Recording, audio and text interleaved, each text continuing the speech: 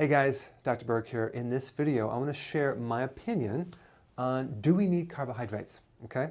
So now there's going to be a lot of different viewpoints that people are going to talk about. I'm just going to give my 2 cents. I don't want to get in an argument with anyone, but let me just give you some basics on what I think is very workable. But whatever works for you, go ahead and go for it. So people think they need carbohydrates mainly for energy, but you can run your body on other types of calories. You can run your body on protein. You can run your body on fat. And so you don't always have to run your body on carbohydrates. So there's this myth that you have, like all the energy you have in your body comes from a carbohydrate. Not necessarily true. So let me just kind of explain. So you got simple carbohydrates and complex carbohydrates. Simple carbohydrates are like sugar, honey, agave nectar. So what happens is that goes in your body really fast. And it spikes the sugar, it might give you some temporary energy, but then you're going to come down because you have the hormone called insulin that regulates that. But then complex carbohydrates have a lot of additional things like fiber that slow the breakdown of the carbohydrate in the body. And so it doesn't create that same effect as table sugar.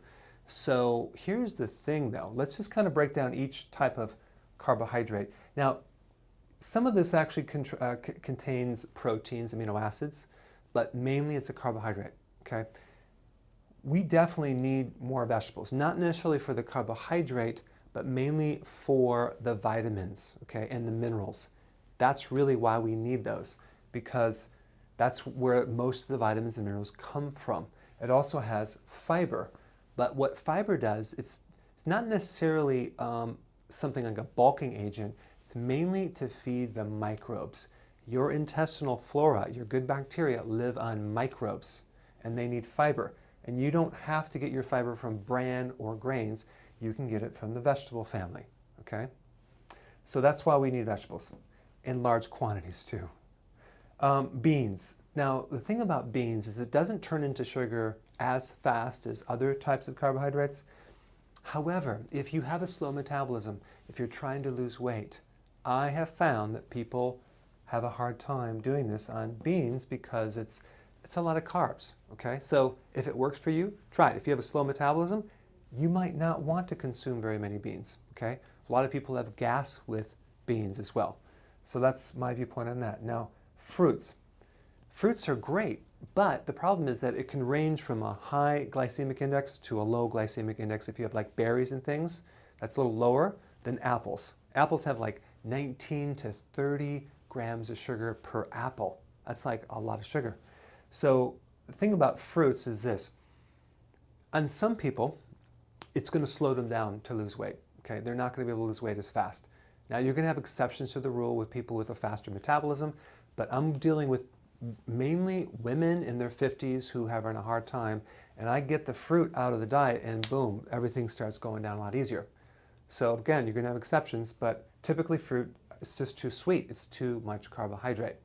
Now, there are viewpoints out there that you see people that do a fruit diet and they lose all this weight. Well, probably because they cut out all of the sugar, okay, that's in the diet as well. And their metabolism might be a little bit faster. But I'm just talking about if you take someone that's been dieting for many years and you keep them on fruit, it's going to slow them down. I used to recommend fruit. I don't recommend fruit if you're trying to lose weight, okay? There is some vitamins in fruit, maybe a little bit of berry, but not much, okay? Now, grains. Grains, you have like whole wheat bread and white bread, the whole thing. Here's the thing.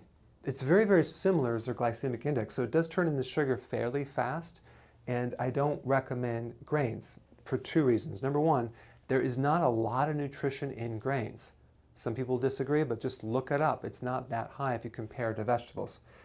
The other thing is it's real hard in the digestive system because it has gluten.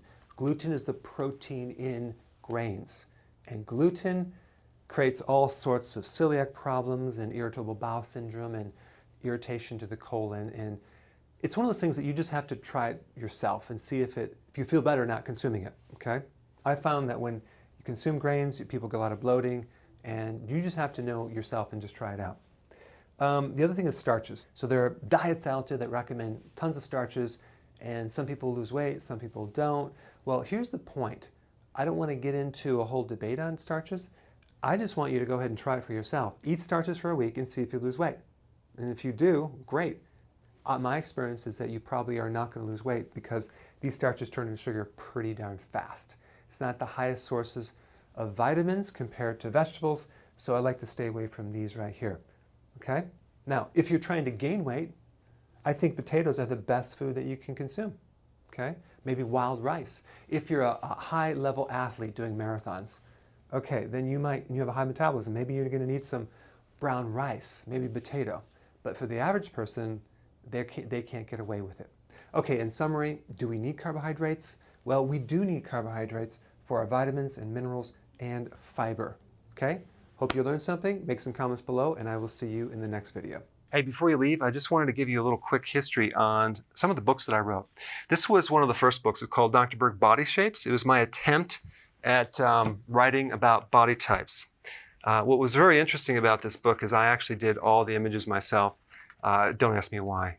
They look actually not quite as professional as some of the images that I have in the new book. But anyway, this is my first attempt right here called Dr. Berg's Body Shape Diets. And then I wrote a book more extensive called The 7 Principles of Fat Burning. I don't even have a copy anymore, actually, because it's outdated.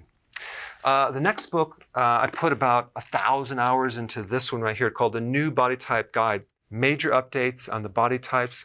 I put a lot of energy into this. It has professional images, graphics, all sorts of things. Now, the problem with this book is it doesn't really describe what this is really about. Body types are only a small portion of what's in this book. And that's why I changed the name to the Healthy Keto Plan, okay? If you happen to have this book, you don't really need this book because there's some only very, very minor updates. But if you don't have this, you need to get this one right here. This book goes into every single detail that you would ever want to know about.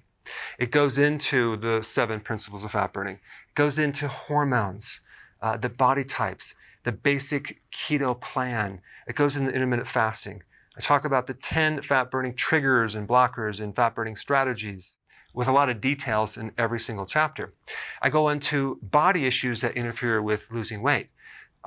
There's very few people that just have a weight problem. They have a lot of body issues, whether it's sleeping problems, stress problems, inflammation, menopause. I cover that extensively in this book. Then I talk about how to get rid of stress, and I show you a technique. Then I get into exercising. And then I have a lot of really good recipes in this book as well. So this is a good reference guide. On my website, if you get this book, you get this one free. It's called Healthy Keto and Intermittent Fasting. This is the shortcut, quick guide to this book. And the reason I created this book is to have you, within 45 minutes, learn how to do keto, okay, in intermittent fasting, exactly what you need to do. Then you can fill in the blanks with this book right here. So right now I'm doing a special. If you get this book, you get this one totally free, or you can go to Amazon and get these individually. So I just want to clarify the difference between this book and this updated one right here. If you don't have this, you need to get this right here. That way you can get the exact correct information to do it healthily.